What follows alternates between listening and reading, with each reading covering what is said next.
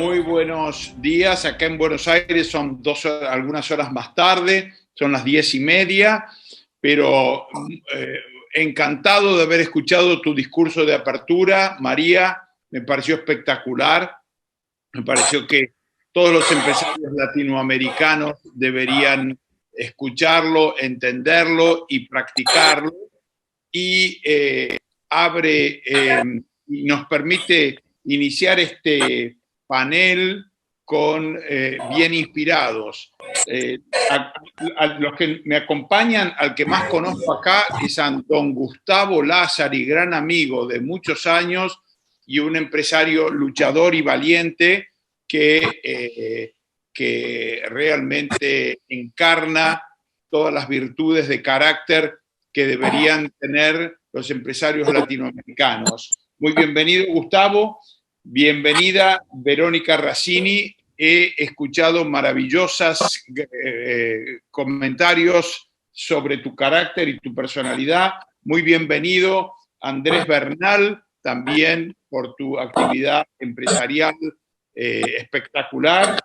Y don Rossetti, los cuatro vamos a estar preguntándoles cómo han logrado sobrevivir en nuestra Latinoamérica tan compleja, tan plena de dificultades, y les vamos a estar preguntando, más allá de en sus inicios, que nos comenten muy brevemente en qué consiste su actividad empresarial, de qué manera son afectados por el entorno y cómo reaccionan ante esas dificultades, cómo logran sobrellevarlas.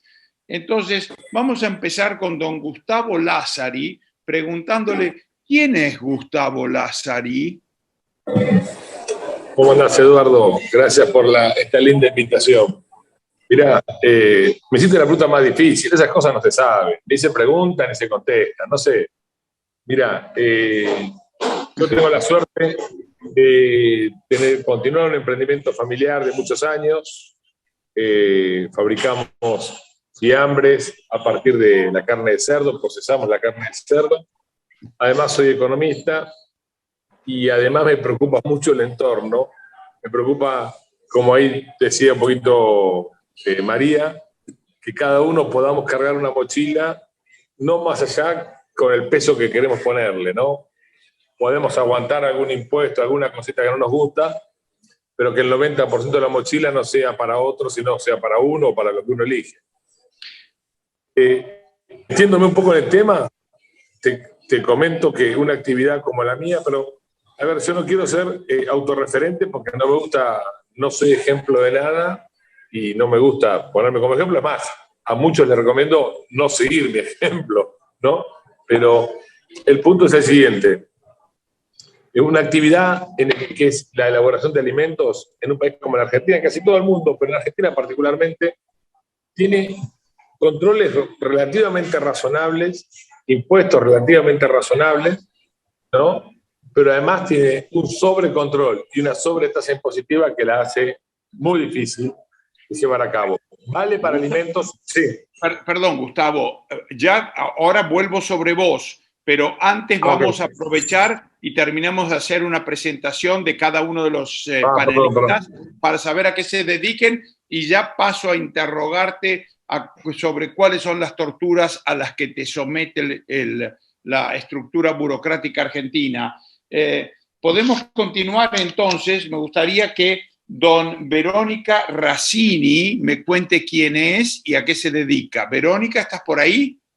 ¿Qué tal? Buenos días. Bueno, un honor la invitación, muchas gracias.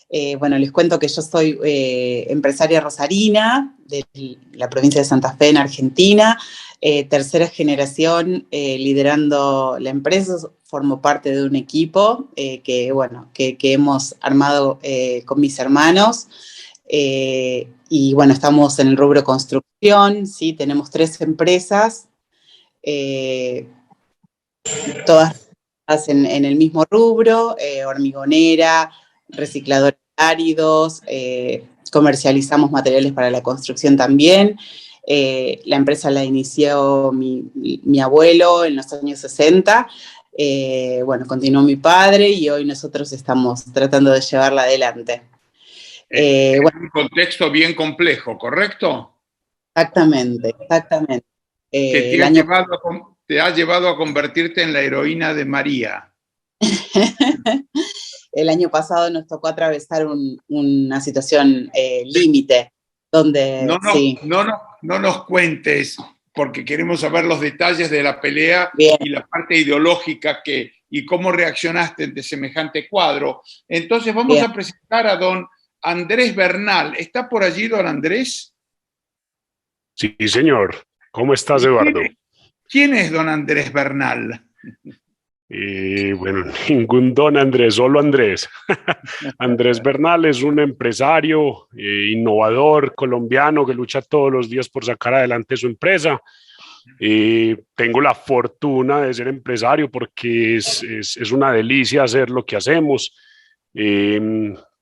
Hacemos ingeniería colombiana que exportamos al mundo, ingeniería y manufactura colombiana que exportamos al mundo. Y esa es nuestra lucha diaria, tratar de hacer tecnología en Latinoamérica, en Colombia y exportarla al mundo. Cuando dices exportás al mundo, ¿exportás a cuántos países? No sé, exportamos a casi todos los continentes. ¡Wow! Bueno, y eso seguramente te debe poner en forma para lidiar con una burocracia tumultuosa. Pero no, ya me vas a contar sobre eso, Andrés, ¿eh? Danos Gracias, un Eduardo. minutito y lo vamos a presentar a Monsieur Rossetti. ¿Anda por allí? Sí, ¿me escuchan Rossetti, bien? ¿dónde estás? Acá estoy, ¿me escuchan? Sí, perfectamente. Contanos Bueno. sobre ti. Bueno, antes que nada agradecer y que me hayan hecho participar en este panel. Yo empecé muy chico por cosas de la vida. Mi padre falleció cuando yo tenía 19 años y me tuve que hacer cargo de la empresa como hermano mayor. Nuestra empresa básicamente es agropecuaria y desarrollos inmobiliarios. Estamos en el rubro agropecuario, en explotación agropecuaria y también plantas de cereales. Y en el rubro inmobiliario hemos desarrollado en la zona de Funes, acá cerca de Rosario, a 15 kilómetros de Rosario, más del 25% de la superficie urbana de Funes ha sido desarrollado por diversos barrios cerrados nuestros, como el Kentucky Club de Campo y los barrios Funes Hills y demás barrios que se ven en el Google Maps, por suerte, el desarrollo y la realidad de esa, ¿no? También los administro en algunos de esos. Fantástico, Juan Félix, para haber montado semejantes emprendimientos en el contexto argentino de los últimos años. Realmente tenés al mundo sobre tus hombros y lo estás sosteniendo. Seguramente has enfrentado enorme cantidad de dificultades sobre las que te vamos a preguntar enseguida. Arrancamos con la primera tanda de preguntas con don Gustavo Lázari para que nos cuente con cuánta gente cuenta en su empresa. Sé que tiene gente de muchos años, y cuáles son las principales dificultades a las que mencionaba hace un ratito, a las que se tiene que enfrentar, que le impiden poner el pie en el acelerador y y tener el crecimiento que aspira a tener. Don Gustavo, contanos. Mira, nosotros somos 30, somos casi en una pyme familiar. Tu personal es parte de la familia, claramente. Más allá de los errores que uno comete, porque a mí no me gusta echar culpas de las que soy propietario, ¿no? La Argentina es un país muy hostil al crecimiento, a la inversión y a la contratación de empleo. Tenemos leyes laborales que nos impiden contratar gente, porque al impedirnos despedir nos impiden contratar. Tenemos una manía regulatoria muy complicada. Te cuento una anécdota nada más porque te va a gustar. A un común amigo alemán le pregunté, en la época del muro, porque había cierto paso de personas con algunos permisos, ¿no? Se me ocurrió preguntarle cuántos trámites le llevaba a pasar la persona de Alemania Oriental a Berlín Oriental. y me dijo que eran 4 trámites muy difíciles, muy poco probable que te hayan dado el permiso, pero eran 4 papeles en el fondo, ¿no? Claro, a nosotros trasladar una bondiola de la capital federal a la provincia de Buenos Aires es mucho más fácil, yo reconozco. Explica qué es una mondiola. La bondiola es esta parte del cerdo fresco o fiambre, o sea, lo procesado de la manera que quieras, ¿no? El cuello, esta parte. Lo que te digo es, con lo que es interesante, yo tengo 23 permisos, son todos más fáciles. Yo no voy a decir que es más difícil transportar la bondiola que una persona en el muro de Berlín, pero la cantidad de papeles. Cuando tomé conciencia, después me enteré que ha pasado, hemos tenido muchos episodios de pirata de asfalto, qué sé yo.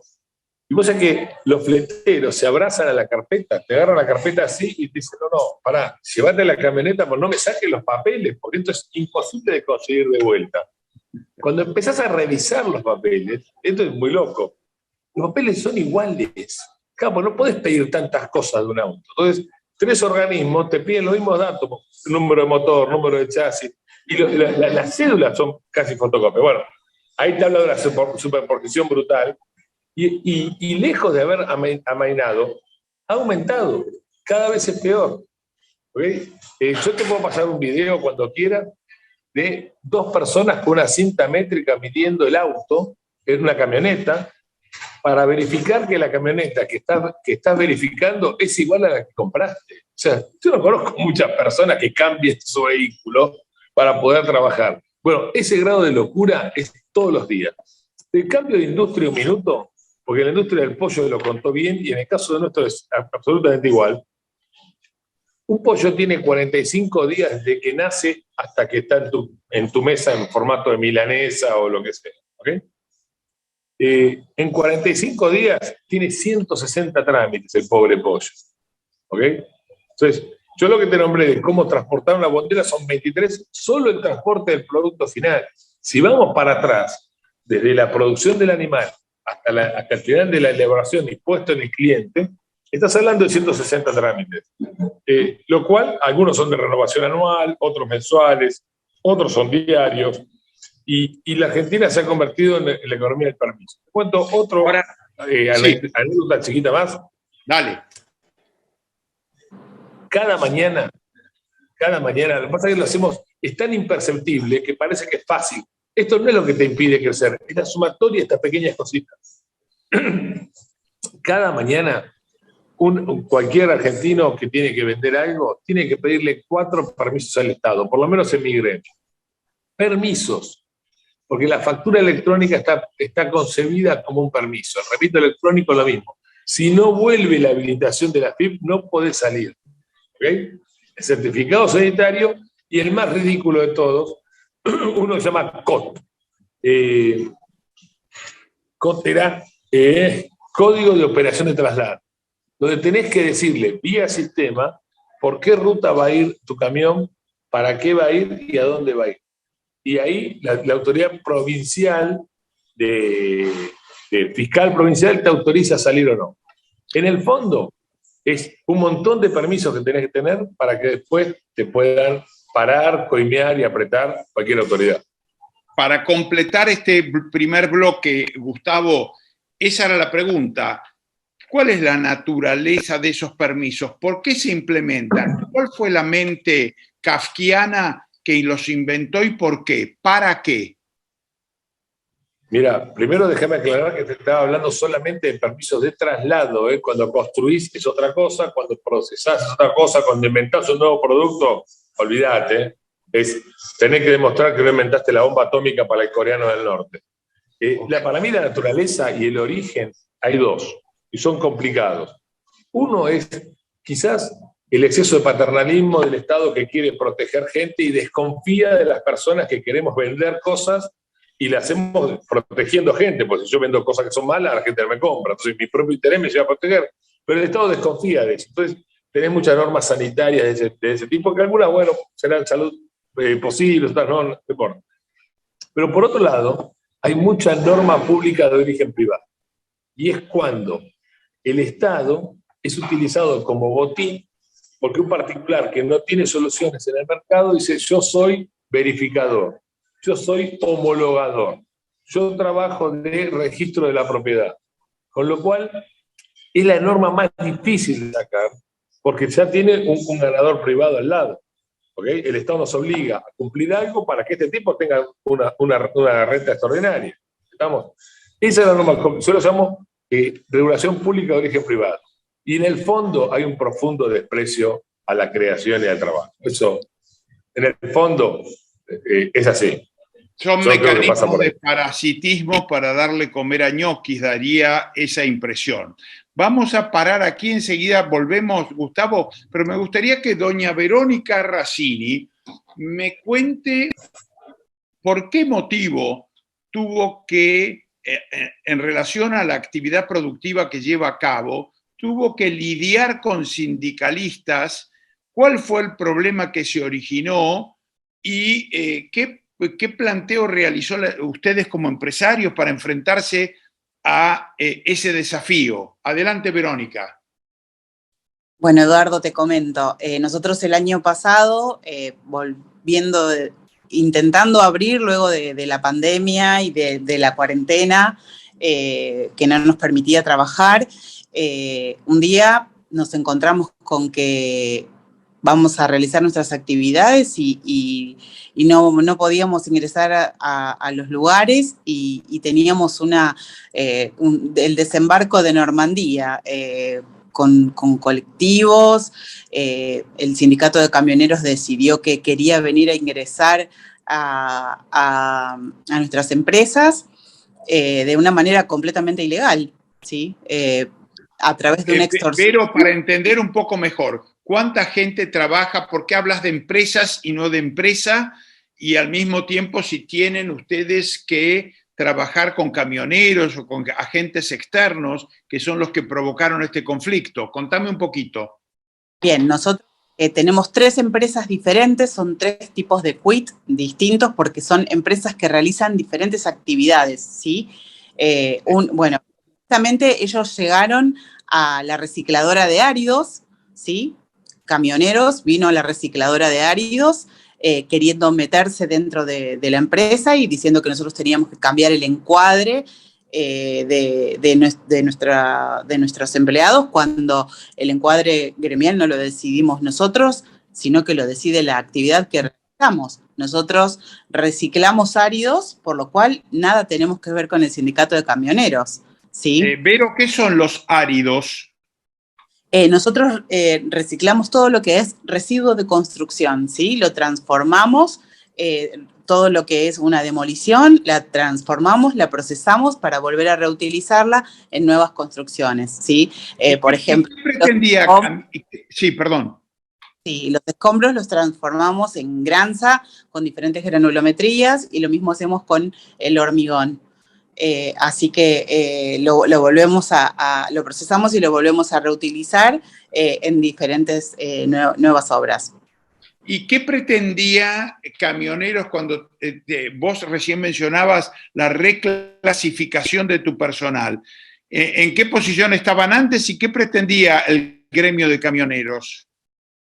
Bueno, nosotros al inscribir a la empresa, AFIP nos determina que teníamos que estar en WOCRA, por lo cual inscribimos al personal en ese sindicato. Camioneros quería venir a decir que ellos no se sentían representados por WOCRA y que querían ser representados por el sindicato de camioneros, por lo cual, de manera muy hostil, y extorsionándonos, básicamente, ¿sí? Generaron un boicot en ambas empresas.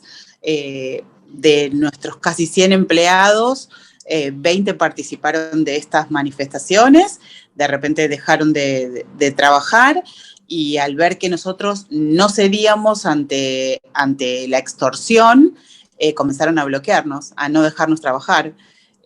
Bueno, lo cual, con el paso de los días y al no tener ninguna respuesta de parte del Estado, ¿no? Que hicimos las denuncias pertinentes en ministerios de trabajo, policías, no había ninguna respuesta, entonces ellos iban poniéndose cada vez más violentos y bueno, nos tocó pasar 3 meses muy duros, hasta que, bueno, de manera legal y con un fallo judicial de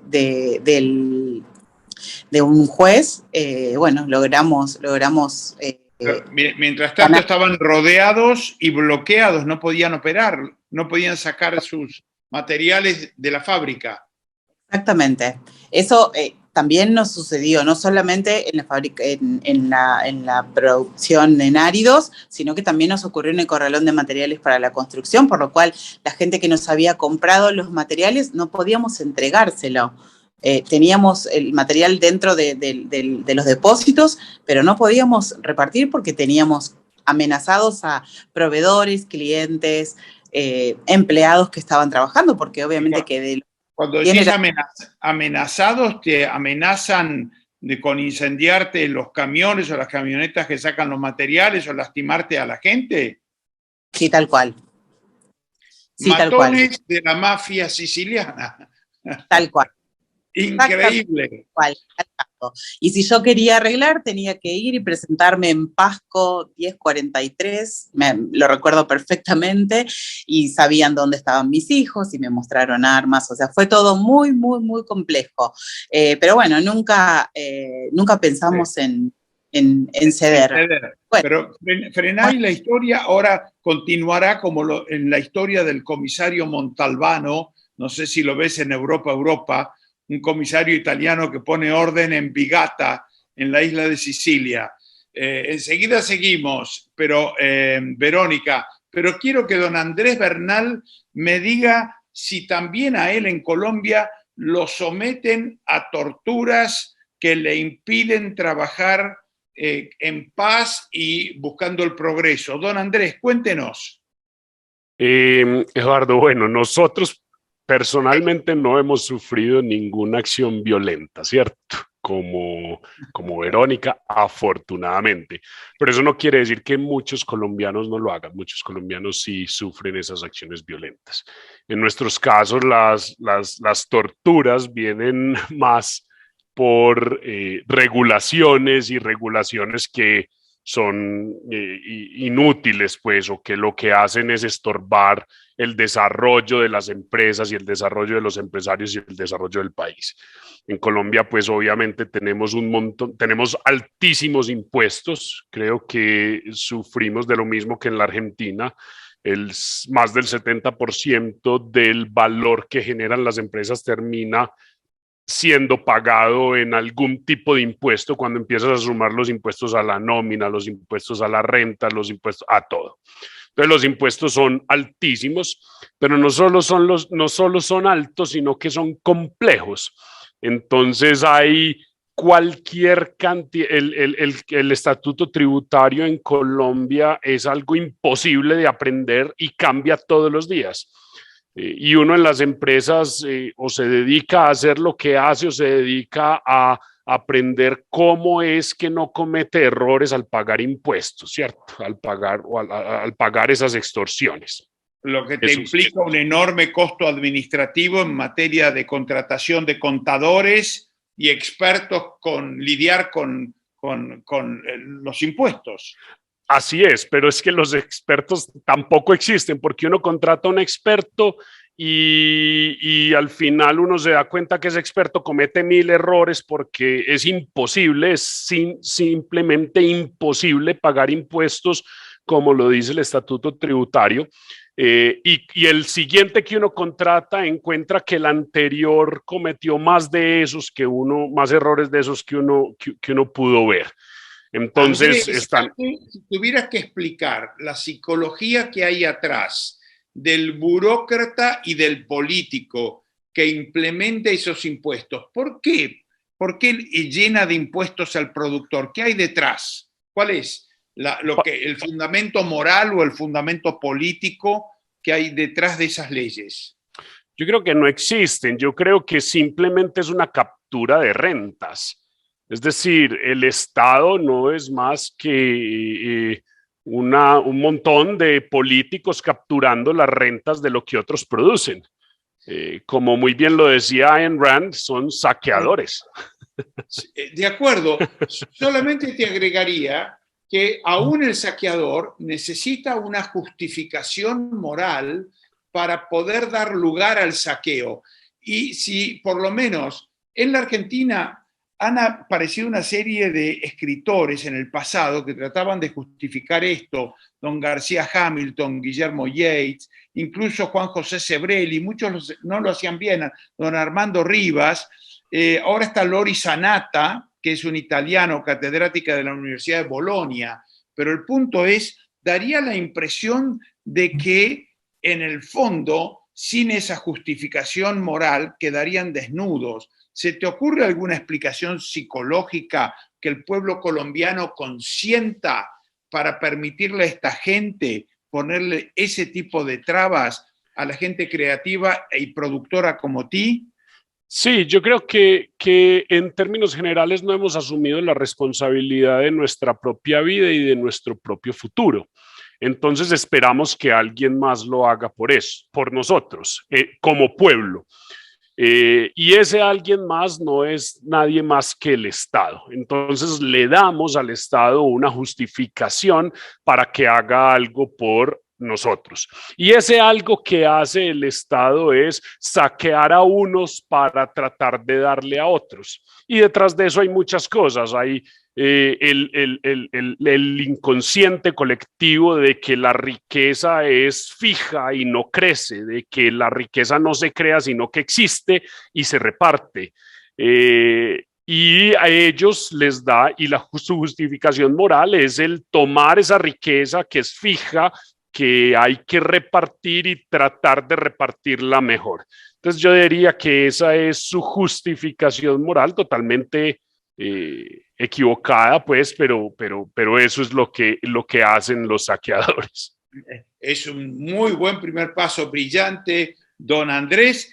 Y don Juan Félix Rossetti, ¿cómo hiciste para ingeniarte, para meterte en estos emprendimientos inmobiliarios, dejemos los ganaderos por ahora, en un país que no tiene crédito, con una inflación galopante y donde los inversores inmobiliarios siempre se quedan a mitad camino, no pueden terminar las obras por ausencia de crédito? ¿Cómo has logrado lidiar en un país donde no podés calcular y con la presión impositiva y de regulaciones que existen? Don Juan Félix, cuéntenos. Haciendo productos, primero nuestros principales productos que hicimos, como el Kentucky Club de Campo, fueron hechos en un momento en que los giles no estaban avivados, digámosle. En la casta política era un lugar donde la autopista Rosario-Córdoba todavía no pasaba, era un proyecto y no la vieron venir, entonces pudimos lograr hacer lo que Rand dice: la plata tiene que ser ganada antes que sea saqueada. Entonces, hoy por hoy, hacer el mismo proyecto que te estoy nombrando, un Kentucky Club de Campo, 242 hectáreas con cancha de golf y 60% de espacios comunes y verdes, es imposible, porque a partir de ahí se generaron, por lo menos acá en nuestra localidad de Funes y en Rosario, bueno, en Rosario no se puede, está prohibido hacer barrios privados, ¿no? En la localidad de Rosario. Pero se crearon una cantidad de normas tendientes a justamente a incrementar el saqueo, donde no lo había. Cosa que me llevó a mí a dejar de desarrollar prácticamente, porque la verdad es que los que tenemos este tipo de pensamiento, tenemos un espíritu emprendedor muy fuerte, pero cuando vos ves que lo que vos estás haciendo es para darle de comer a tu enemigo, es un problema muy grande, psicológico. Y en mi otra actividad, que es la agropecuaria y campo, es terrible también, porque todo lo que han descrito hasta ahora nos pasa, en las dos actividades nos pasa muchísimo, porque estamos las regulaciones, la cantidad de impuestos, cómo nos controlan en el campo, desde que sembrás el cereal, te controlan desde cuántas hectáreas tenés, dónde lo ponés, tenés que declarar permanentemente dónde está la existencia y para trasladarlo tenés que pedir permiso vía web a la FIP para que te dé la carta de porte que te pueda trasladar. Y si no tenés todo en regla o tiene una equivocación, quedás bloqueado. en síntesis, ser empresario con esta ideología en Latinoamérica es muy, muy complejo. Y si vos no estás en algún rubro que todavía no ha sido detectado para que sea saqueado, bueno, es muy, muy complejo, la verdad. Muy complejo. Vos, don Juan Félix, vos sabés que yo dirigí una fundación que se llama Junior Achievement durante 30 años. Ahí en Rosario lo tienen a don Lucas Haddad, que desarrolla el proyecto, y lo tenés a Bon Giovanni con la Fundación Libertad también, que empuja y trata de explicar un poco a los distintos políticos las macanas que hacen. Pero podrías, para que los oyentes tengan un panorama más claro, contarles sobre el precio de la soja, 1 kilogramo de soja, o como la midas, cuánto vale en el mercado internacional y cuánto le queda al productor después de nacionalizar los dólares a lo que vende, y ¿por qué? ¿Por qué la diferencia entre lo que logra venderle al mundo sus cereales y lo que finalmente recibe el productor? ¿Podés explicar un poquito eso? Sí, nosotros tenemos un régimen de retenciones que está en el 30-35%, o sea, ya y por otro lado, el otro esquema es el desdoblamiento cambiario. Entonces, aplicando los dos en combinación, entre que nos sacan una retención del 30-35% sobre los dólares que vale el cereal afuera, y encima nos lo pagan a 100 pesos el dólar, que es el dólar oficial, hoy estamos recibiendo sobre nuestro producto... Pero, perdón, aclará un poquito ahí mejor, Juan Félix. Explícanos cuál es el verdadero precio del dólar y cuánto te paga el gobierno antes de cobrarte los impuestos. Sí. Hoy el dólar sale 200, 220 pesos, depende qué dólar sea, digamos, pero si querés hacerte de los dólares billetes físicos, es lo que vale. Y nosotros recibimos, por cada dólar que tendría que valer 200 pesos, 65, más o menos. Esa es la realidad. Entonces, es una... Ya de arranque, a todo esto tenés que después restarle todos los impuestos y las cargas impositivas, y no solo los impuestos, es lo que decía Lacha antes también y todo, la carga que vos ya tenés dentro de la empresa burocrática para liquidar esos impuestos, el tiempo que vos tenés que destinar a reuniones para ver cómo pagás menos impuestos en vez de para ver cómo producís mejor. Esto es Argentina, y ni hablar de la falta de motivación que uno tiene para ampliarse, ¿no? Uno está en las empresas muchas veces sosteniendo porque es tu medio de vida, porque también el espíritu emprendedor hace que vos quieras estar haciendo algo. Yo no me gusta ir a tirarme a la playa, me gusta ir a producir, eso es lo que a mí me gusta. Siempre digo lo mismo, cuando me llaman para mi cumpleaños me dicen, che, ¿dónde estás? En la oficina. ¿Y qué estás haciendo ahí? Digo, haciendo lo que más me gusta. Justamente mi cumpleaños hago lo que más me gusta, que es lo que hago todos los días. No puedo esperar a mi cumpleaños para hacer lo que me gusta. Es ridículo. Entonces, bueno, se y acá en el rubro inmobiliario, en sí. Funes, hemos sufrido ya, como te dije, una cantidad de normativas que hoy hacer un proyecto no es imposible, porque la pandemia en este contexto ha creado un boom hacia los desarrollos suburbanos en el mundo. La gente ha querido escapar de las grandes urbes porque los encerraron en un departamentito y dice, me voy, busco libertad, aire, pero han generado una cantidad de impuestos impresionantes, sobre todo acá, que realmente hace que si vos llegás a tener un proyecto, como vos decías, sin una espalda y una credibilidad atrás, importante, que vos pongas un plan y puedas empezar a vender para con esa preventa realizarlo, es imposible hacerlo, porque el costo se hizo tan grande que el riesgo... No hay espaldas que aguanten. Volvemos a lo mismo, vuelven a ser privilegiados los amigos del Estado o los grandes. Si uno chico quiere arrancar, ya sea un chico que recién... Mira, ayer se recibió mi hijo ingeniero industrial y hoy le decía a mi esposa, mira, Juan Cruz es ingeniero industrial y él tiene todas las posibilidades de desarrollo porque tiene una empresa con distintos rubros en la cual se puede desarrollar. Justamente los que menos posibilidades tienen son los más castigados por las leyes laborales, que son las que generan que nosotros no creemos más cantidad de impuestos, de puestos de trabajo. ¿Entendés? Se desmotiva todo esto. Porque acá el problema no es, cuando yo hablo así, muchos me dicen, ¿vos querés echar a la gente? Y digo, no, yo no quiero echar. Acá el problema no es echar a alguien. Acá el problema es que no se destruya un puesto de trabajo y que no se creen nuevos. Porque echar a alguien para que entre otro por mérito, porque es una oportunidad. Y hoy los jóvenes son los que más están perjudicados por todo esto, porque ingresar al mercado laboral... Félix, te interrumpo, volvemos enseguida. Muy, muy clara la descripción que has hecho y la imposibilidad de realmente de crecer y contratar gente en función de todas estas leyes y regulaciones. Volvemos enseguida. Pero yo quiero que don Gustavo Lázari, ¿estás por ahí, Gustavo, que no te veo?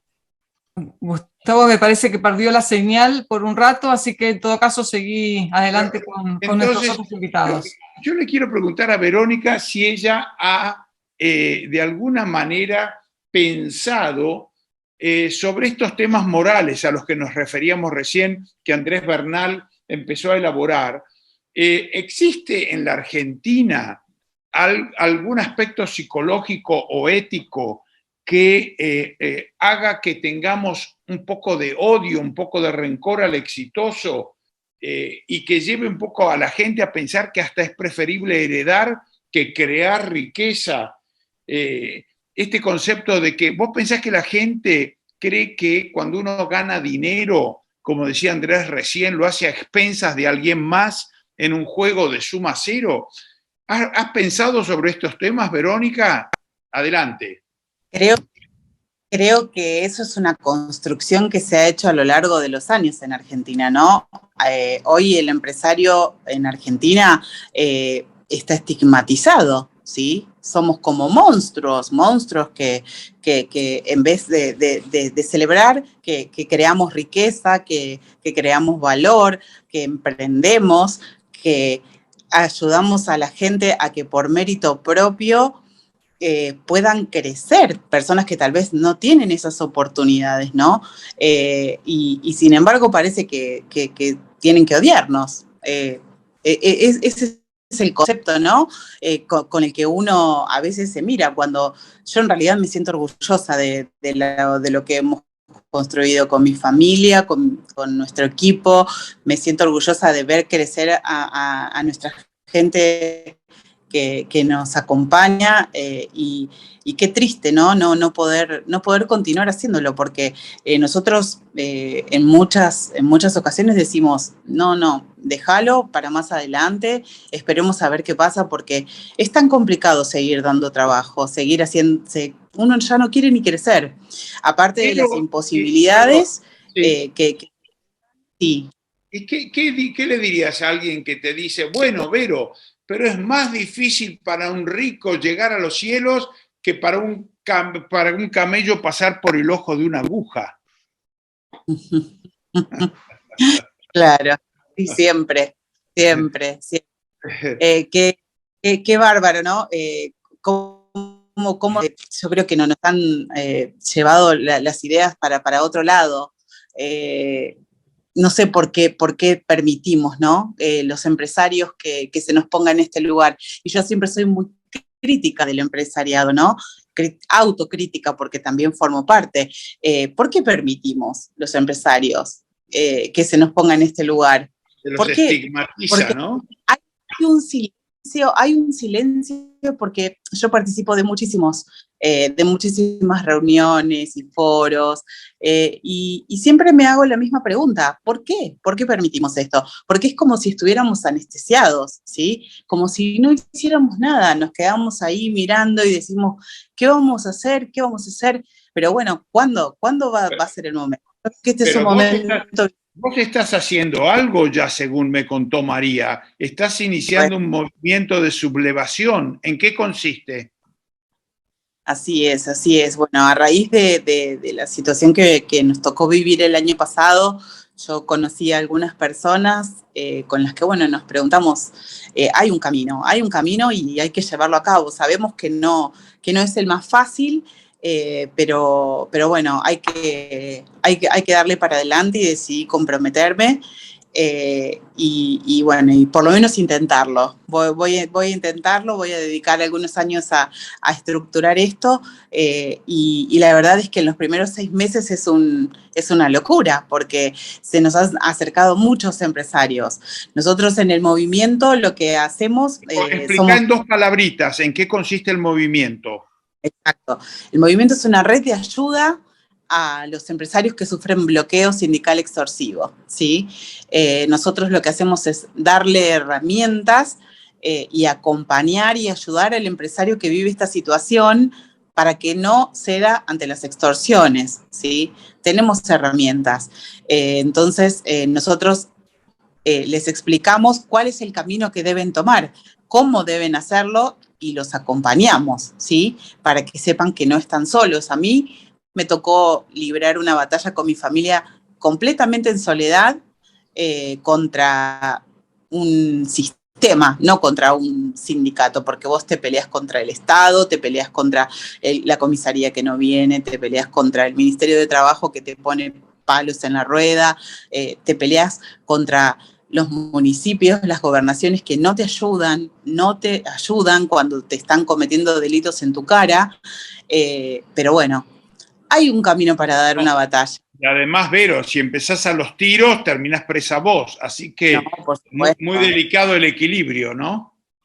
Bueno, nosotros no somos lo mismo, pero usando la inteligencia y sabiendo cuál es el camino, es una batalla que se puede dar, y de hecho hemos ayudado a desbloquear muchísimas empresas en los últimos meses sin que tengan que ceder ante la extorsión. Así que bueno, estamos muy contentos, el movimiento crece día a día, todas las semanas vamos sumando más empresas, y lo bueno es que ya las empresas no es que nos llaman cuando están bloqueados, sino que se preparan para la situación. Entonces, hoy estamos trabajando... Están previniendo, Vero. Maravilloso, maravilloso. Y yo le voy a preguntar, lo voy a patotear un poco, como decimos nosotros, a don Andrés, y le voy a decir, don Andrés, ¿y el ideal de igualdad y la justicia social y la redistribución de ingresos? ¿Y acaso el dinero no es el estiércol del diablo, don Andrés? Por supuesto que no.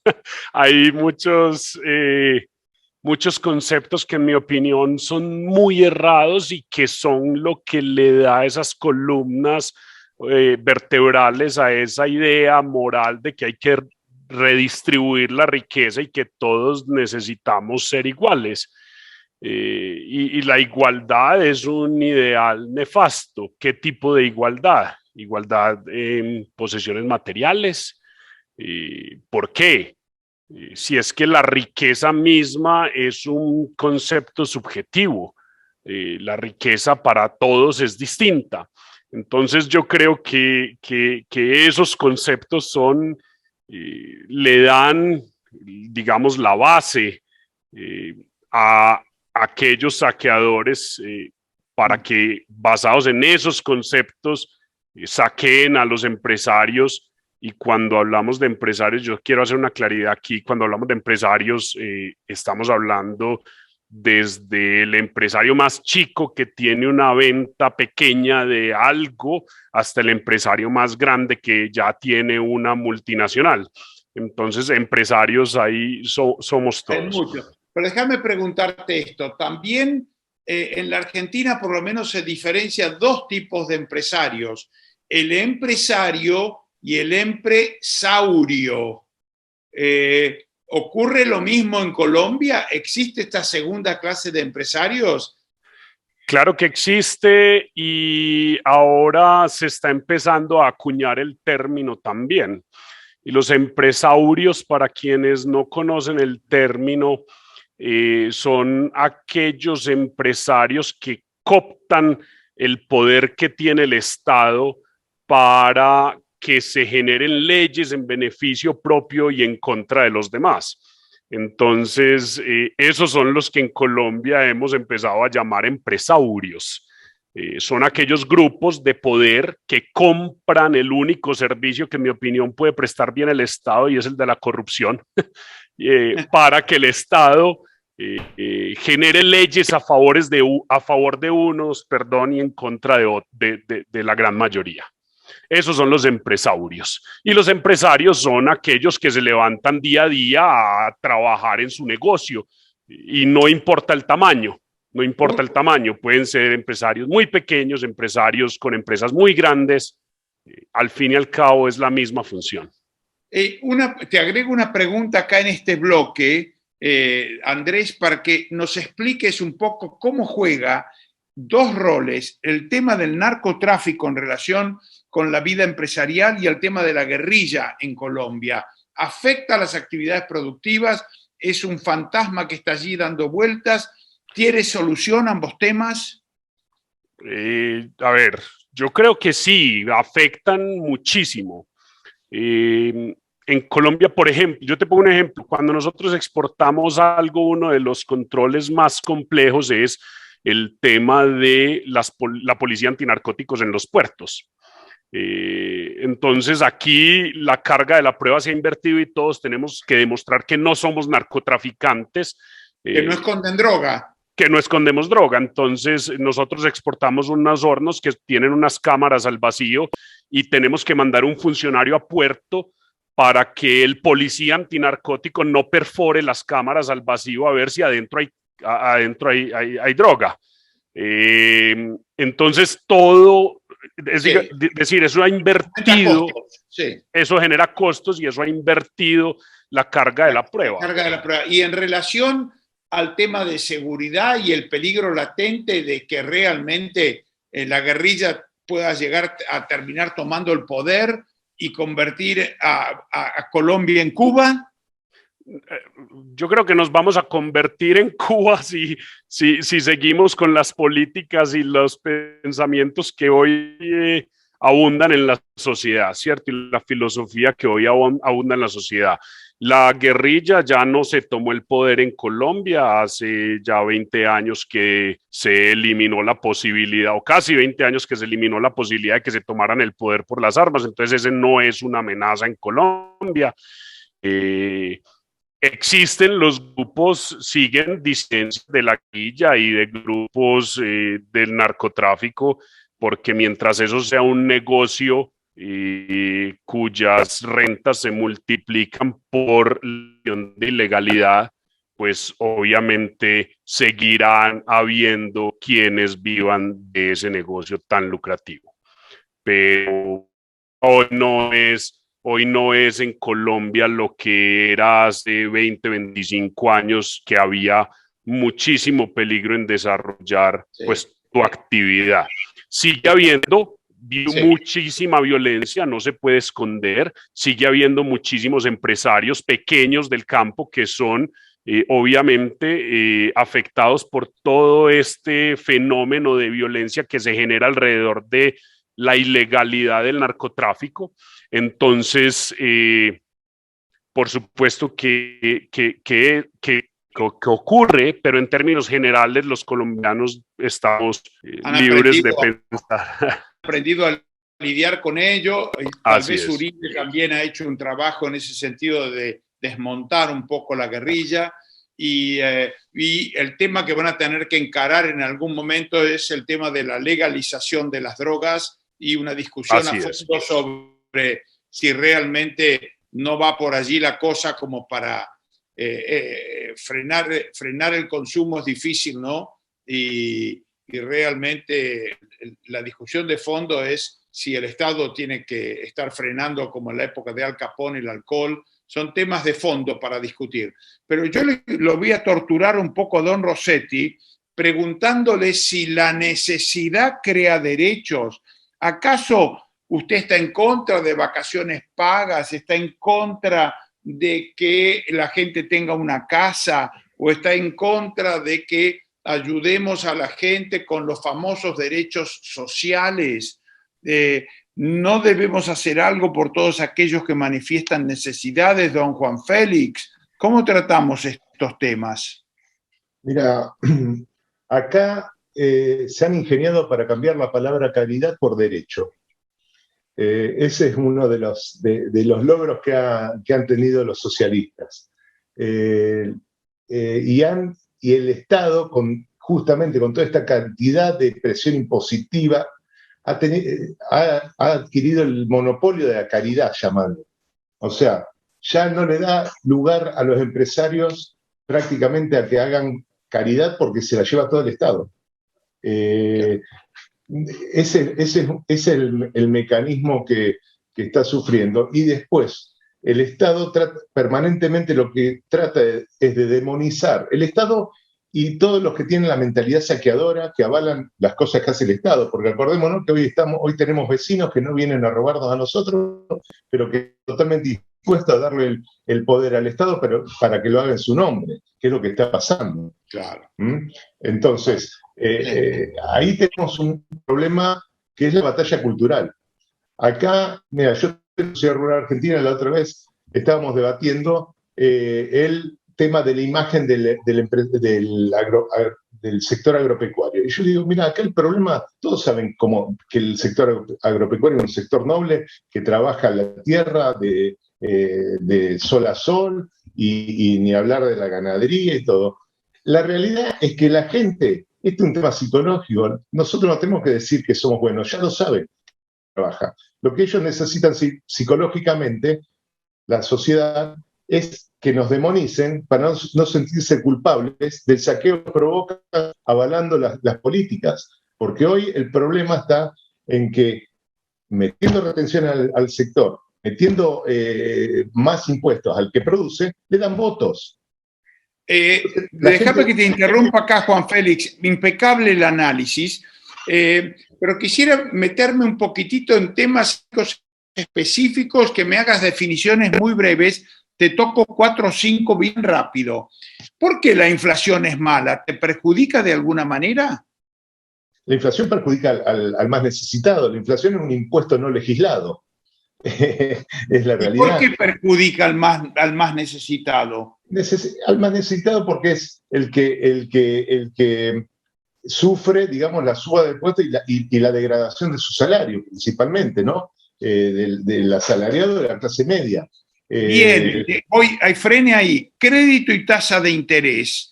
¿Hay acceso al crédito en la Argentina? ¿Podés sacar créditos hipotecarios, créditos prendarios? ¿Está allí el crédito a disposición de la gente? Desde mi punto de vista no existe el crédito porque estas tasas no son créditos, son usura, es impagable. Los únicos créditos que existen son los subsidiados, como los Procrear y todo eso, que parecería que te regalan la plata porque te jugás. Es la única forma también que tiene algún sector de defenderse. ¿Y por qué hay poco crédito? ¿A dónde va a parar el crédito de los bancos, los depósitos y los ahorros? Al Estado. ¿Cómo y por qué? Y mediante la compra de bonos, todo. Mira, acordémonos de la época de Menem, con las AFJP, espectacular el cambio que había en el primer mandato de Menem, con las privatizaciones de AFJP, todo. Y después, ¿qué le decía Cavallo? Flaco, lo que vos recaudás, comprame bonos. O sea, la plata volvía al Estado y así terminamos. O sea, mientras acá el Estado sea el principal absorbedor del crédito disponible, que es lo más barato para los bancos, porque aparte los bancos, ¿qué riesgo tienen hoy? Los bancos en prestar al Estado. Si compran y los compran el LELIX y tienen tasa asegurada con $1 fijo. Claro, entonces nosotros venimos, los que tomamos crédito, que son chauchas, venimos a ser parte de los extras que necesitan para decir hay crédito, pero el crédito fuerte se lo lleva el Estado y lo tiene todo él. Perfecto. Doña Verónica. Nos queda una pregunta para cada uno porque tenemos muchas preguntas de audiencia, así que tenemos que cerrar en 8 minutos el panel Enseguida, primero que la torturo un poquito a Verónica, quiero que diga, Verónica, ¿pagás muchos impuestos? ¿Te estás sometida a muchas regulaciones en la empresa? Impresionante. impresionante. Creo que ya no podemos ni contabilizarlos. Que damos es un impuesto y cuando lográs ordenarte y organizarte, te viene algún ente a visitarte para realizarte una inspección. Es impresionante, impresionante la cantidad de impuestos que pagamos desde Dice nosotros. que tenemos 169 en total, de los cuales apenas 10 recaudan, porque el grueso son herramientas de extorsión prácticamente, ¿no es cierto? Así que, ¿cuántos tenés un contador nada más que para llevar esto y seguramente algunos asistentes administrativos adicionales, ¿no es así? Creo que la administración trabaja para organizar la cuestión impositiva en un 60%, porque es tanta la cantidad de impuestos que tenemos y tenemos, ya te decía, producción por un lado, comercialización por el otro. No hay forma de salirte de absolutamente nada. Es muy complejo. Pero, y en materia de regulaciones, también tienen que seguir algunas normas en materia de producción o en materia de distribución complejas, ¿o es sencillo el mecanismo? No, nada es sencillo en Argentina. Nada es sencillo. No, es complejo, pero bueno, aún así creo que algo que nos distingue a los empresarios argentinos es el espíritu que tenemos para sacar adelante y seguir batallando. A mí a veces me sorprende, ¿no? Cómo nos acomodamos y seguimos adelante y subsistimos, ¿sí? Subsistimos y seguimos ingeniando algún mecanismo nosotros desde nuestro lugar para poder sortear estas situaciones y seguir adelante. Le voy a preguntar a Andrés, gracias, Vero. Andrés, en materia de comercio exterior, ustedes exportan. El fuerte es haber inventado unos extraños hornos que parece que el mundo está sediento por comprarles. ¿Es fácil exportar más allá de estos mecanismos de inspección en los puertos para ver si son o no traficantes de droga y amigos de Escobar?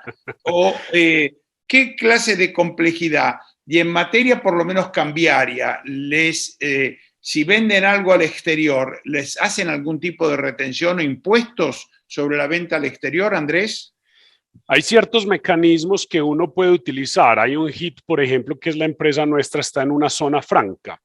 Entonces, estando en una zona franca, tenemos ciertos beneficios bajo ciertas regulaciones específicas de las cuales tenemos que estar pendientes. Entonces, hay que pasar 4 o 5 informes mensuales. Por tener una cuenta en dólares, hay que pasar también 2 o 3 informes mensuales a instituciones distintas. Si uno se demora y se retrasa en esos informes, entonces vienen sanciones que son muy onerosas, ni siquiera por no presentarlos, sino por demorarse un día o 2 días en presentarlos. Si uno se equivoca en esos informes, la equivocación en alguno de esos informes es tratada como si fuera un delito, entonces vienen sanciones. Entonces sí, exportar es toda una odisea. Y pues, o sea, todo el régimen cambiario, las sanciones son tremendamente onerosas.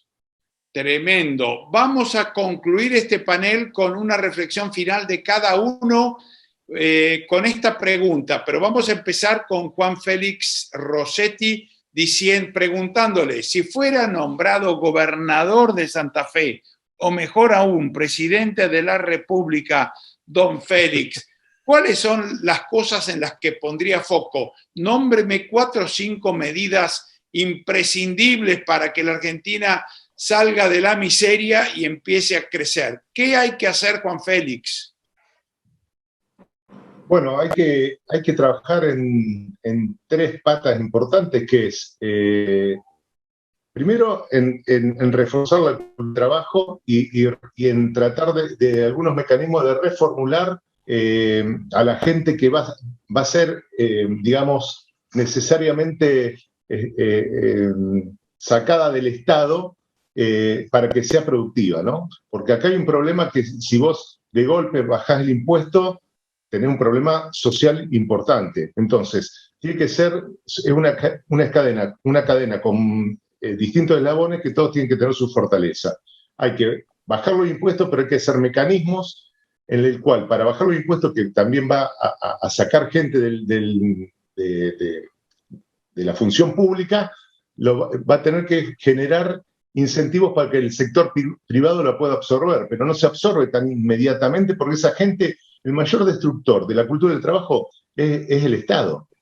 El que entra en el Estado y estuvo 5 años, 10 años trabajando en el Estado, es un ser prácticamente en general parásito, que no sabe producir porque no fue exigido, no hubo meritocracia. De hecho, estamos con un presidente que está contra la meritocracia en Argentina abiertamente. Entonces, básicamente, para responderte, es bajar impuestos, bajar las cargas laborales y la flexibilización laboral, y promover la creación de nuevas industrias y nuevos puestos de trabajo basado en la meritocracia y con un horizonte más, con una seguridad más cierta, porque acá en Argentina hay un dicho que dice: si vos querés saber el futuro, mirá el pasado. Si vos venís a invertir en Argentina, y tenés que invertir bajo la premisa de que vas a tener poco tiempo para ganarla, para recuperarla, porque vos no sabés las reglas cómo van a... Juan Félix, y además tenemos que exportar, y para exportar tenemos que sacarle las retenciones a ustedes para que inunden el mundo y alimenten a 400 millones de personas, ¿correcto? Nosotros tenemos el campo, que es uno de los, es el motor, que es un problema, ¿no? Porque cuando vos ves chorrear el cereal en la monotolva, en vez de ponerte contento por el rinde que lograste, decís: le estoy dando de comer a mi enemigo. Es un problema y no terminé de disfrutarlo, ¿no? Don Juan Félix, muchísimas gracias para esta primera parte. Ahora enseguida vamos a escuchar preguntas. Una reflexión final de doña Verónica y don Andrés. Verónica, sos ministra de Economía, sos la nueva Caballo Argentina. Dame 3 medidas. ¿Qué le dirías al pueblo? Tenés el micrófono abierto. Compañeros, yo te puse la primera frase, seguí. Sí, en realidad yo creo que hay que cambiar, es un cambio cultural muy grande que necesita a la Argentina, pero no solamente de un sector, sino de todos, ¿sí? Tenemos que volver a unirnos, terminar con las grietas y entender que necesitamos estar todos juntos para ir hacia una misma dirección, porque peleándonos desde todos los lugares va a ser muy difícil, va a ser imposible.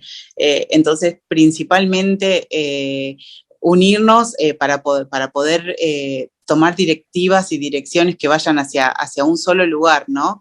Y con buenos principios, ¿no? Que la unión se haga en base a buenos valores. Tal cual, que para poder volver a crecer tenemos que pensar que desde el empresariado es el mejor lugar. Tenemos que volver a construir sobre esas bases y bueno, y nada. Agustín, clarísimo, don Navero, muchísimas gracias. Don Andrés, usted lo convertimos en el Führer de Colombia. Cuéntenos qué le va a decir al pueblo colombiano, cómo cambiamos el país para bien. No, pero no es el Führer. Ya sé que no es el Führer, fue un exabrupto, una barbaridad de mi parte. Adelante, Andrés. No, yo creo que colombiano. Sí. Yo creo que o sea, es imposible cambiar las cosas a punta de decretos y a punta de leyes. Yo creo que el problema más grande que tenemos y lo que yo trataría de promover sería las ideas del respeto hacia la libertad y hacia el proyecto de vida de los demás. Tratar de eliminar ese virus de superioridad moral que todos tenemos y que todos queremos, en el que todos queremos decirle al otro cómo se tiene que comportar. Y además trataría de eliminar la ilusión del control. Cuando a uno le habla a los amigos de uno y les dice, no, es que no tiene que haber estado, entonces todos se preguntan, ¿y quién controla? Pero ¿controla qué? Es que el control es una ilusión. A la gente hay que dejarla que persiga su felicidad que dejarla que lleve a cabo su proyecto de vida tal y como lo quiera llevar a cabo y respetar eso. Entonces creo que eso trataría de promover. Hacia allí vamos y ahora vamos a contestar preguntas, doña Mary. ¿Quién las lee? Va a estar a cargo Alfredo Nicolini, tenemos unas cuantas preguntas del público, así que le dejo acá la palabra a Alfred. Gracias, María. La primera pregunta viene de Javier y dice, en países rumbo al socialismo, como en Argentina, ¿qué mantiene a los empresarios produciendo? Bueno, vamos a empezar por orden entonces. Doña Verónica, ¿qué es lo que te mantiene produciendo a pesar de que lo tenés ahí a Moyano torturándote? El espíritu, creo que el espíritu, la convicción, los valores, creo que lo nuestro viene arraigado de nuestros abuelos, ¿no? Creo que siempre que hablo con los empresarios PYME, todos nos vemos reflejados desde ese lugar. No sabemos hacer otra cosa nosotros solo sabemos trabajar y disfrutamos haciéndolo. Y creo que, bueno, hoy estamos en una etapa donde... Sí, se enfrentan, son los genoveses rosarinos. Seguro que eran genoveses los Razzini y los Rossetti, ¿o no? Sí, posiblemente. Acerté. Y vamos a la segunda, así hacemos un peloteo rápido. Alfredo. Voy a hacer una sugerencia, Alfred, dirigí la pregunta porque tenemos muchas preguntas y nos quedan 25 minutos, pero dirigí la pregunta, vos elegís a quién. A uno de ellos, si te parece. Vamos en orden, una cada uno, Mary. Bueno, para Juan Félix, una pregunta de Diego dice, ¿pensaron en irse y dejar la región para otro continente más amigable? ¿Por qué no lo hicieron? Porque esta es una empresa familiar, lo mismo que Verónica, tenemos una historia, raíces acá. Yo no me voy a ir del país a vivir, tengo mis amigos, mis raíces, todo acá. Así que nos vamos a quedar a luchar. Ahora, ¿cómo lucharlo? Ya que te quedás, bueno, produciendo lo mínimo indispensable que uno se sienta satisfecho, porque también, ojo, que el sistema acá es llevarte al límite, porque vos no podés saquear nada que no fue producido. La riqueza no se puede saquear si vos no la producís. Entonces, el ingenio que usan Verónica en su empresa o Andrés y todo, nos llevan al límite como desafiando el sistema, pero es lo que le estamos haciendo el juego, lamentablemente, al sistema, porque mientras sigamos produciendo riqueza, vamos a seguir alimentando el monstruo. Ahora, ¿cómo se puede cambiar esto? La rebelión de Atlas te hacía huir hacia un valle. Acá no tenemos el valle, porque en el mundo no hay. Entonces, mi postura es que los empresarios sigan haciendo su función y que o utilicen su tiempo para meterse más involucrarse más en política para cambiar esto, o utilicen justamente parte de lo que crean, la creación de riquezas, para apoyar a los políticos y a las organizaciones que están intentando dar la batalla cultural. Esa es la única forma hoy real que tenemos. Music for my ears, don Juan Félix Rossetti, adelante, don Alfredo Nicolini, la siguiente. Pregunta para Andrés, ¿cómo puedes emprender en países hispanohablantes cuando generar riqueza es un crimen? ¿Una persona sin capital, humilde, puede llegar a ser un empresario? ¿Cómo lograr que alguien pase de la miseria a la prosperidad? ¿Se puede llegar a emprender? Sí. ¿Por qué emprender en estos países? Yo creo que la respuesta la dio Verónica y no sabemos hacer otra cosa. Viene de nuestros padres, de nuestros abuelos. En mi caso, el espíritu emprendedor, trabajador, disciplinado, que lo hace a uno levantarse todos los días a trabajar y a crear algo y a innovar algo, viene de mi padre. Y no sé hacer otra cosa. Entonces, yo creo, es la pregunta más difícil. ¿Por qué seguimos haciendo esto si es casi que un crimen? Es porque no sabemos hacer otra cosa. ¿Puede alguien empezar de cero y escalar y ser un gran empresario? Yo creo que todavía se puede. Que es muchísimo más difícil que en países en los que viven en libertad, sí, pero por lo menos en Colombia todavía se puede hacer empresa. aunque el camino que estamos recorriendo no es bueno en términos culturales, de la batalla cultural, no es bueno en este momento. Todavía en Colombia hay espacio para ser Andrés, peor. Entonces, una acotación te hago ahí. Los íconos que están apareciendo en Latinoamérica son justamente en las áreas menos reguladas, como ser el Internet y todo el desarrollo de software y empresas relacionadas con la nube, ¿no? Así es. Don Alfredo, la siguiente. Siguiente, pregunta relacionada a lo que decía Juan, pregunta de Guido. ¿La solución es involucrarse en la política o es la educación o es la huelga como en la rebelión de Atlas? ¿Es para Verónica o para quién? Para Vero, ¿no? Le toca. Vero. Para Juan, Vero no. Ah, para Juan, perdón. Bueno, es lo que dije, creo que lo respondí en lo anterior. O nos involucramos en política, dejás de trabajar, vamos al campo, dejás de trabajar, vendés el campo, viene otro y te lo compra. Inclusive, en este país, en el cual hay muchos, vos acordate, los empresarios de este país, los grandes empresarios, es una base prebendaria. Se han creado en base a prebendas del Estado. Por eso las organizaciones también, muchos empresarios como yo, y creo que como Verónica, no nos sentimos representadas por un montón de organizaciones empresarias que lo único que hacen es tratar de quedar bien y lograr nuevos contratos con el Estado o quedar bien con el funcionario de turno. Entonces, eso es lo que estamos. Yo participo en muy pocas, y en las pocas que participo tienen que tener el libre comercio como premisa. Frena ahí. Alfredo, sí. Avanti. Para Verónica, que ahí volvió. Una pregunta de parte de Sara. Dice, ¿ustedes llegaron a abrazar las ideas del capitalismo gracias a sus experiencias de vida? Porque hay muchos empresarios que no llegan a esas conclusiones lógicas y racionales. ¿Qué creen que pasa con ellos?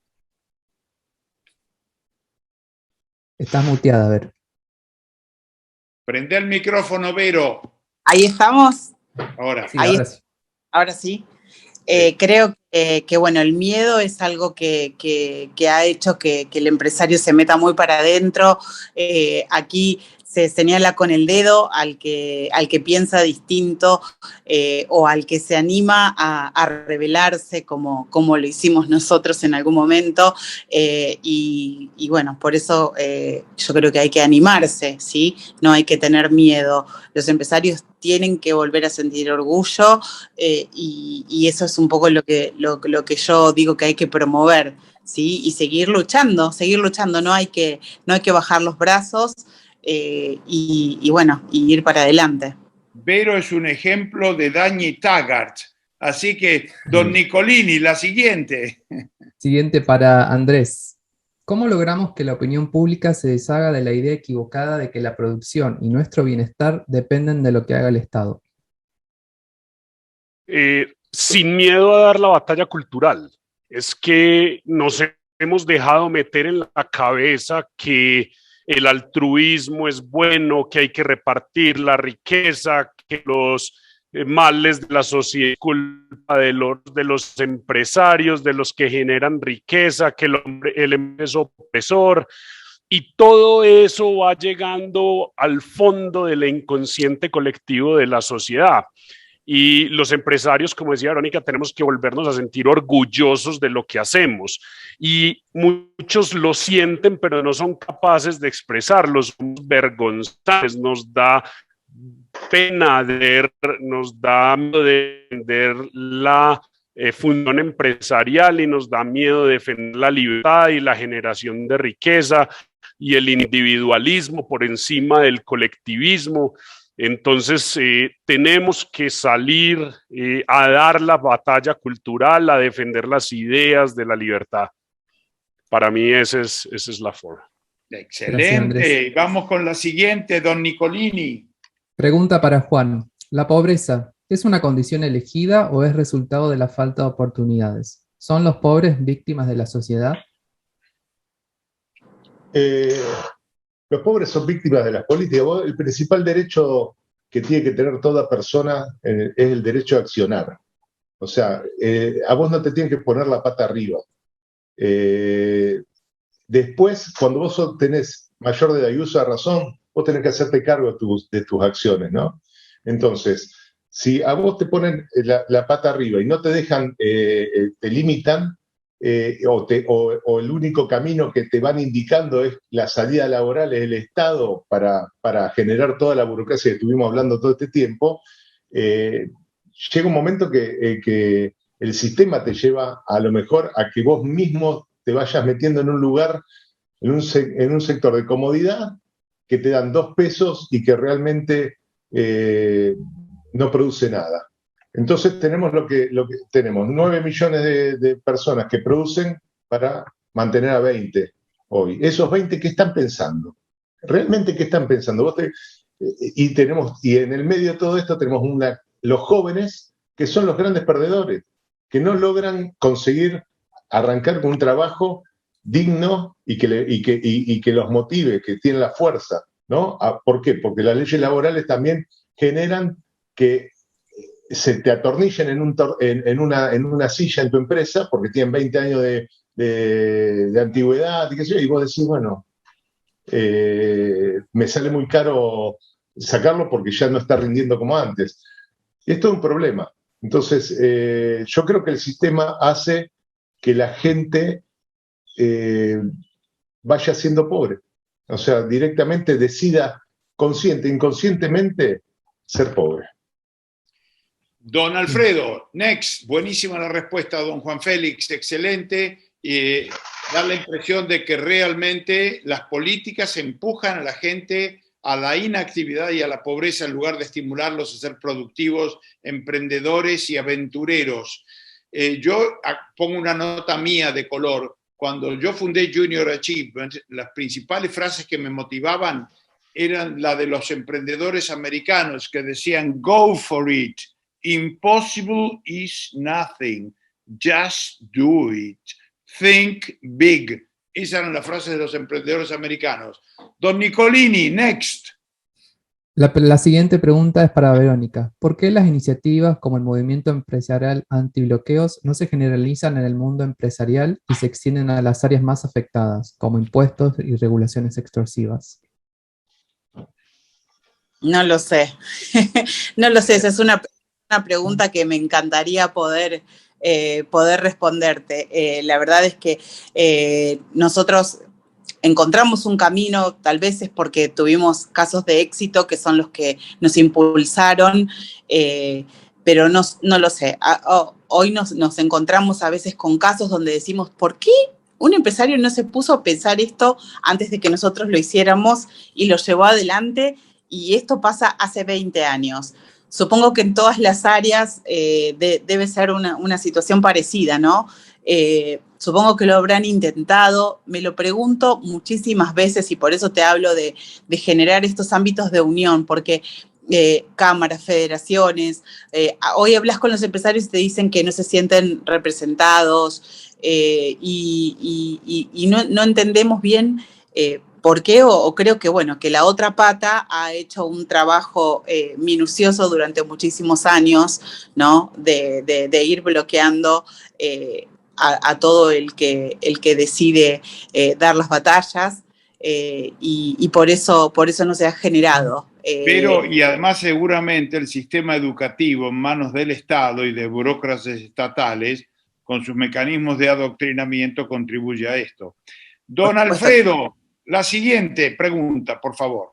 Siguiente para Andrés. ¿Qué crees que ocurriría si de pronto le quitaran de encima a los empresarios todas las restricciones, los terribles impuestos, los palos en las ruedas, las amenazas a los sindicatos? ¿Cuáles serían las consecuencias para el país?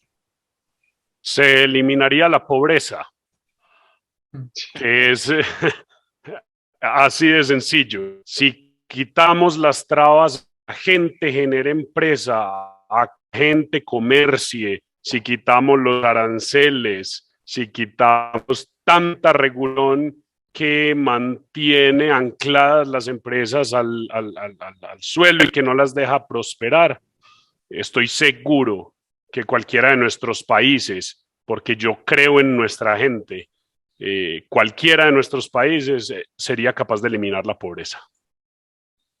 Maravilloso. Don Nicolini, next. La siguiente para Juan. ¿Sientes o alguna vez has sentido culpa por ser productivo y ganar dinero? ¿Sientes que tienes la obligación de devolverla a la sociedad, como sucede a muchos empresarios?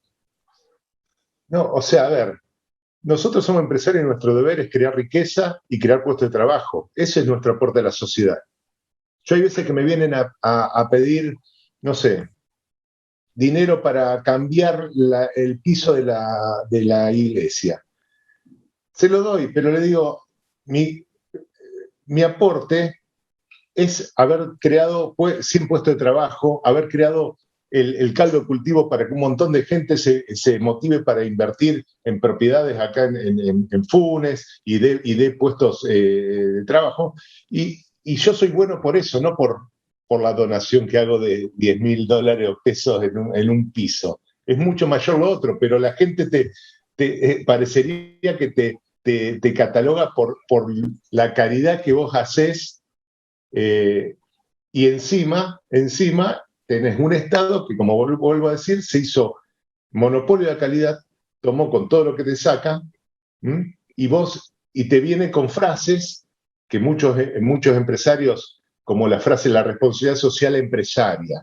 Otra frase, un artilugio para decirte, vos sos superior, vos tenés que ayudar a la sociedad y sacarte más plata por esa vía, aparte de los impuestos.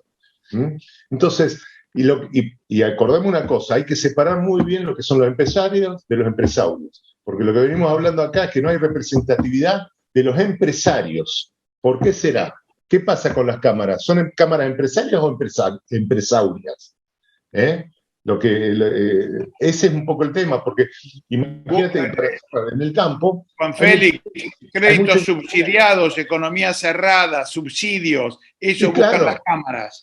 Y bueno, quieren cazar en el zoológico perfectamente. Entonces, vos imaginate que en el campo, los campos que se venden, la mayoría de los campos que se venden son industriales. ¿Qué le importa pagar retenciones si estos industriales han hecho la plata gracias a las normas que nos llevan a esto? Ahora, se va cambiando cada vez más la piel de empresaria, cada vez se empeora, con empresarios con otras motivaciones, con otra ética, y los buenos se van achicando, van desapareciendo o se van yendo, o los que no nos vamos como nosotros, a lo mejor los hijos se van, al cual vos le trasladás la parte ética y moral de cómo ves vos lo que es un negocio y ser empresa, se irán a lo mejor afuera a un lugar más amigable. Juan Félix, ¿no? Lo cambiaremos en nuestros pagos, pero yo le quiero meter en el medio. Déjame una cortita para Andrés. Esta es difícil. A ver, Andrés, ¿igualdad de oportunidades o maximización de oportunidades? ¿Y por qué? Maximización de oportunidades, porque muy bien, Andrés, la igualdad en ninguna parte existe, en ningún concepto, no puede haberlo porque todos somos distintos, todos aspiramos a cosas distintas. Lo que decía ahora, la riqueza es un concepto subjetivo. Mi suegra vive al mes con $200 y es la mujer más rica del mundo porque no necesita absolutamente nada más que salir a caminar y plantar arbolitos. Y es delicioso. Y esa es la riqueza para ella. La riqueza para todos es distinta. Entonces, lo que tenemos que promover es la libertad para que cada quien persiga su proyecto de vida sin restricciones. Quedó clarísimo, don Nicolini. La siguiente es para Verónica. Si a Aladino se les presentara hoy le concediera 3 deseos para hacer tu vida empresarial más libre y productiva, ¿cuáles serían esos 3 deseos? Flexibilidad laboral para poder crecer, baja de impuestos, todos en el mismo camino, ¿sí? Y también quisiera que se comience un camino para este cambio cultural tan necesario. Yo insisto en que en Argentina necesitamos cerrar las grietas para poder unirnos y ir todos para el mismo lugar, y la producción es el único camino que podemos seguir. Dale, Alfredo. Next. Gracias, Beto. Para Juan, ¿cuál sería la acción correcta para quienes aún estamos siendo defendidos por un sindicato? ¿Hay alguna opción de coexistir un sindicato y los trabajadores o es contrario a los derechos del individuo? Los sindicatos, ¿cómo? No escuché bien la primera parte. ¿Cuál sería la acción correcta para quienes aún estamos siendo defendidos por sindicatos? ¿Hay alguna opción de coexistir un sindicato y los trabajadores? ¿O es contrario a los mismos derechos del individuo? No, el sindicato puede coexistir, pero siempre que no viole la ley, como ha pasado con Verónica Racini y queriendo apretar a los empresarios y todo. Acá tiene que haber libertad y tiene que ser de uso voluntario. O sea, vos como trabajador tendrías que ir al sindicato si te da algún beneficio y no que te exijan. Lo que vos tenés que tener es una libertad de contratación entre empleado y empleador para que vos puedas. Las reglas esas de contratación las tienen que tener entre ellos. El que necesita que defiendan eso es el poco competitivo.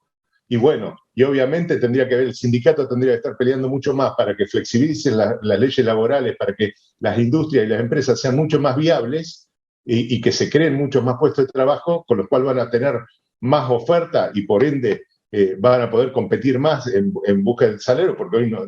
Si de hecho hoy no hay empleados buenos, o sea, anda a contratar gente, no se consigue. La cultura, o sea, es un problema muy importante, porque es cultural, hay gente que no quiere trabajar.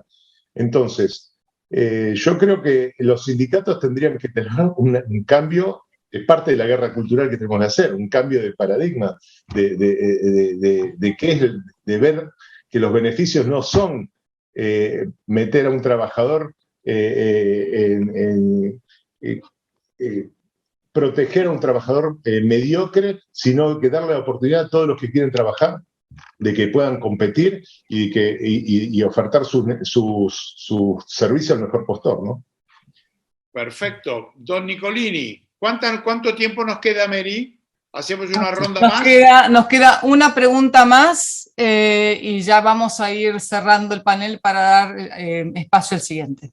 Perfecto. Don Nicolini, la siguiente, porfa. La última es para Andrés. Dice, en Colombia dan subsidios por cualquier pretexto. ¿Consideras que los subsidios deben tener fecha de caducidad? Una pregunta difícil porque los subsidios siempre se dan con una buena razón de fondo, ¿cierto? Pero los subsidios no deberían existir. Uno se pone la mano en el corazón y dice, bueno, en nuestra